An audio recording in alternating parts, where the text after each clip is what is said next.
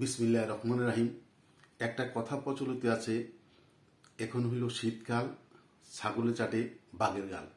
আমি কথাটিকে কি জন্য বললাম, যে আপনারা দেখেছেন 2024 সালের 5ই আগস্টের পর সারা বাংলাদেশে যে একটা মুক্তিযোদ্ধার নিধন, মুক্তিযোদ্ধাদেরকে যেন তেনভাবে যেভাবে হেনস্থা করা হচ্ছে সারা বাংলাদেশে, টেকনাফ হতে তেঁতুলিয়া, ওদিকে কুয়াকাটা হতে জাফলং, এমন কোনো বাংলাদেশের জায়গা, এমন কোনো পরিস্থিতি নাই তাদেরকে মুক্তিযোদ্ধা বলে না, তাদেরকে বলে আওয়ামী লীগ বলে, ফেসিবাসের দোসর বলে তাদেরকে বিভিন্নভাবে হয়রানি করা হচ্ছে।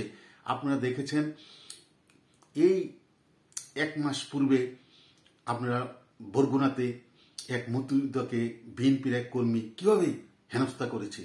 আবার গতকাল দেখেছেন রবিবারে সম্ভবত চৌদ্দগ্রামে এক মুক্তিযোদ্ধাকে কিভাবে তাকে জুতার মালা পরিয়ে হেনস্থা করা হয়েছে। সারা বাংলাদেশে এভাবে আমরা অনেক এই জাতীয় বিজয় দিবসে দেখেছেন কত মুক্তিযোদ্ধাকে তারা হেনস্থা করেছে ফেসিবাসের দোসর বলে। তাহলে কি মুক্তিযোদ্ধা নিধন আরম্ভ হয়েছে? আমি আগেও বলেছি, এখনো বলছি যে আমি আগেও বলেছি যে বঙ্গবন্ধু কন্যা শেখ হাসিনা 71-এর মুক্তিযোদ্ধাদের যারা হত্যা করেছে, পাকিস্তানের দোসর যারা ছিল, তাদেরকে স্বাধীনতার এই 40-45 বছর পরে থেকে তাদেরকে বিচারের আওতায় নিয়ে অনেকে ফাঁসি দিয়েছে। তবে আমরা আগেই এই ধরনের চিন্তা করেছিলাম, যদি কোনো সময় যুদ্ধ অপরাধীরা, যদি স্বাধীনতা বিরোধীরা ক্ষমতায় আসে, তাহলে তারা আবার 71-এ কেন মুক্তিযুদ্ধ করে পাকিস্তানকে ভাগ করা হয়েছে, এই জন্য মুক্তিযোদ্ধাদের বিচার হবে। এই বিচারের প্রক্রিয়া কিন্তু শুরু হয়ে গেছে। আপনারা দেখেছেন সারা বাংলাদেশে যেভাবে মুক্তিযোদ্ধাদেরকে হেনস্থা করা হচ্ছে, তা একটা বিবেকবান মানুষের কোনোভাবে তা সাপোর্ট করতে পারে না। আমি আমার জীবনের অভিজ্ঞতা থেকে দেখা আমি কিছু কথা বলতে চাই। যেহেতু আমি মুক্তিযুদ্ধ দেখেছি, আমি 6ষ্ঠ শ্রেণীতে পড়ি কুমিল্লা চট্টগ্রাম পুলিশ লাইন স্কুলে। জানেন চট্টগ্রামের মধ্যে দামপাড়া পুলিশ লাইনের মধ্যে প্রথম, ঢাকাতে রাজারবাগ পুলিশ লাইনে প্রথম হামলা করেছে এই পাকিস্তানি সৈন্যরা। বহু পুলিশ ওখানে নিহত হয়েছে। চট্টগ্রামের প্রথম চট্টগ্রাম দামপাড়া পুলিশ লাইনে হামলা করে বহু পুলিশকে হত্যা করেছে। এই দামপাড়া, এই পুলিশ লাইন স্কুলে পড়তাম, দামপাড়া বাসা ছিল। এই সার্কেটাও যেখানে জিয়াউর রহমানকে মেরেছে, চট্টগ্রামের এই পাকিস্তানিদের এই যুদ্ধ পরিচালনার প্রধান ক্ষেত্র ছিল, প্রধান অফিসটা ছিল চট্টগ্রাম সার্কিট হাউস। সেই সার্কিট হাউসের পাশেই দামপাড়া আমাদের বাসা ছিল। 9 মাস যুদ্ধের সময় আমরা খুব কম সময়ে আমরা মুক্তিযোদ্ধাকে দেখেছি। যেহেতু আমাদের যে দামপাড়া থাকলাম, আমাদের বাসার পাশে 2জন মোহাম্মদ আলী এবং রফিক নামে 2জন মুক্তিযোদ্ধা ছিল। তাদেরকে মাঝে মধ্যে এই 9 মাসের যুদ্ধের সময় মাঝে মধ্যে দেখেছি। কিন্তু যেই কথাটি আমি বলবো, 9 মাস পরে আমরা যখন 16 ডিসেম্বর স্বাধীনতা হয়েছে, স্বাধীন হয়েছে দেশ, এই 17 তারিখের থেকে আমরা চট্টগ্রামে মুক্তিযোদ্ধা দেখেছি। আপনারা বিশ্বাস করবেন না, মুক্তিযোদ্ধার চেহারা, ওদের অবস্থা দেখলে আপনি মনে করেন এতই বর্তমানে যে হিরুঞ্চিরা আছে, এই হিরুঞ্চির মতো তারা মনে হয় মাসের মধ্যে কয়দিন ভাত খেয়েছে, কয়দিন ঠিকমতো ঘুমিয়েছে কেউ বলতে পারে না। চুলে দাড়ি তাদের এমন একটি অবস্থা, দেখলে বোঝা যায় যে তারা মনে হয় কত মাস না খেয়ে আছে। তো এর কারণটা হলো মুক্তিযোদ্ধারা, এই রাজাকাররা, সারা বাংলাদেশের রাজাকাররা প্রতিটি গ্রামে ছিল। যখন আপনি কোনো একটা লোক কোনো মুক্তিযোদ্ধাকে একবেলা খাবিয়েছে, শুনেছে এই লোকে মুক্তিযোদ্ধাকে খাবিয়েছে বা এক রাত থাকতে দিয়েছে, ওই বাড়ির লোককেই পাঞ্জাবিরা, রাজাকাররা বলে দিত যে অমুক বাড়িতে এই লোকে এই মুক্তিযোদ্ধাকে খাবার দিয়েছে, থাকার ব্যবস্থা করে যেত। পাঞ্জাবিরা এসে তাদেরকে নিয়ে যেত, হত্যা করত। এই জন্য সারা বাংলাদেশে এই জনগণ, যারা মুক্তিযুদ্ধের পক্ষের শক্তি, এই জনগণ মুক্তিযোদ্ধাকে থাকতে দিতে চাইতো না, খাওয়াতে চাইতো না। তারা কি, আপনি নিজের বিবেকের কথা চিন্তা করেন, ঘর নাই, সংসার নাই, এখনের মতো মোবাইলের যোগাযোগ আছে। অনেকে মুক্তিযুদ্ধ গিয়েছে 9 মাস তার পরিবারের সাথে যোগাযোগ নাই, আর তো মনে করেছে আমার সন্তান মনে মারা গেছে।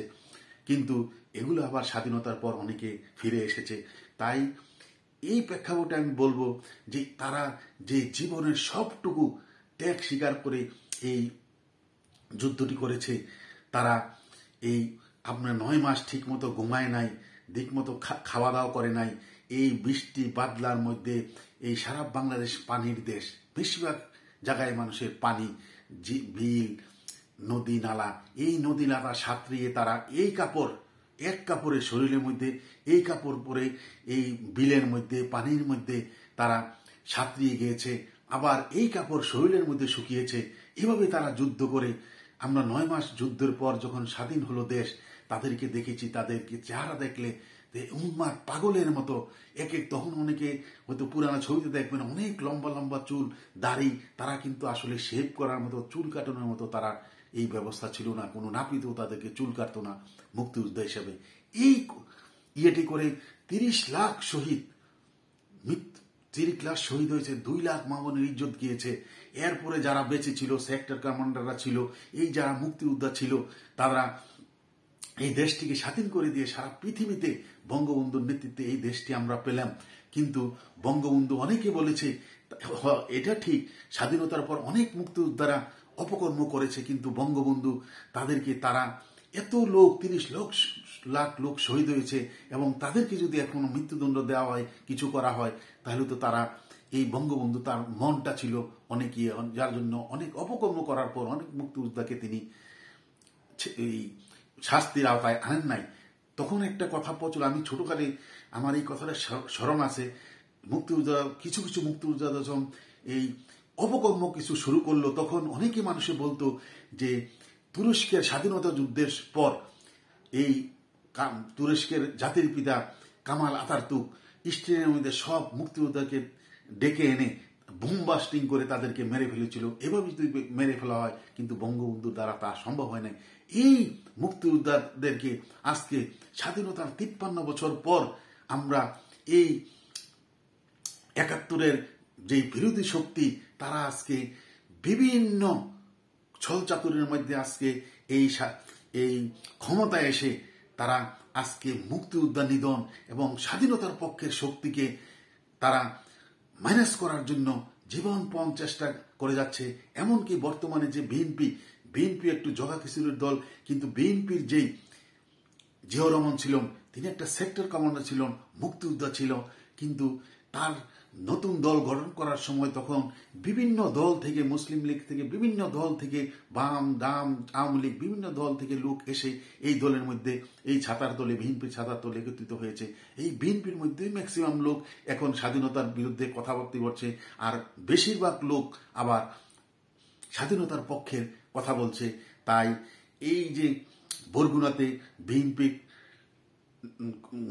নেতাদের দ্বারা এক মুক্তিযোদ্ধাকে যেভাবে বেইজ্জতি করা হলো, কালকে আবার জামাতে ইসলাম 14 গ্রামে এই মুক্তিযোদ্ধাকে, একটা খেতাবপ্রাপ্ত মুক্তিযোদ্ধাকে কিভাবে জুতার মালা দিয়ে করছে। তাহলে আমার তো মনে হয়, যদি আওয়ামী লীগকে মাইনাস করে তারা যেভাবে এই ক্ষমতায় আসতে যাচ্ছে, যেই ক্ষমতা আসুক, তাদের প্রথম টার্গেট থাকবে 71-এ কেন এই 9 মাস যুদ্ধ করে আমরা পাকিস্তান, আমরা ভাই ভাই ছিলাম, মুসলমান ছিলাম, এই দেশটা কেন ভাগ করেছিল, এই জন্য যারা জীবিত মুক্তিযোদ্ধা আছে তাদেরকে শাস্তির আওতায় এনে তাদেরকে মৃত্যুদণ্ড দিয়ে, আমার মনে হয় এই যে 71-এর পরাজিত শক্তিরা, 71-এর এই পরাজিত শক্তিরা সেই স্বাধীনতার 53 বছর পরে তার প্রতিশোধ নেওয়ার জন্য এই সরকারের মাধ্যমে তারা এগিয়ে চলছে বলে আমার বিশ্বাস। আপনারা দেখেছেন স্বাধীনতার 53 বছর পর এই করাচি থেকে সরাসরি জাহাজ আসছে, কি আসছে না আসছে কেউ জানে না,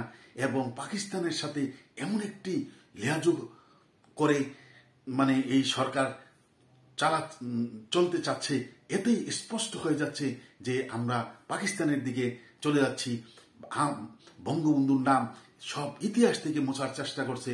তাহলে আমার বিশ্বাস কোনো একদিন হয়তো বলবে 47 সালে দেশ আমরা ভাগ হয়েছি, মুসলমান জাতি হিসাবে আমরা পাকিস্তান হয়েছি, আমাদের জাতির পিতা কায়েদ আজম মোহাম্মদ আলী জিন্নাহ এবং পাক সার জমিন কা নিজাম, এই পাকিস্তানের জাতীয় সঙ্গীত আমাদের উপর সওয়ার হবে বলে আমার বিশ্বাস। তাই বাংলাদেশের স্বাধীনতার পক্ষের সকল ভাই বোন যারা আছেন, এখনো সময় আছে, আপনারা প্রস্তুত হন, আমাদেরকে আবার একটি 71-এর এই বিরোধী শক্তিকে মোকাবেলা করে আবার স্বাধীনতা পক্ষের শক্তিকে ক্ষমতায় আনার জন্য আমাদের জীবনের শেষ পর্যায়ে একটি শেষ চেষ্টা করে যেতে হবে। কথা বলে আমার কথা এখানে শেষ করছি। জয় বাংলা, জয় বঙ্গবন্ধু, জয় হোক বাংলার মেহনতি মানুষের।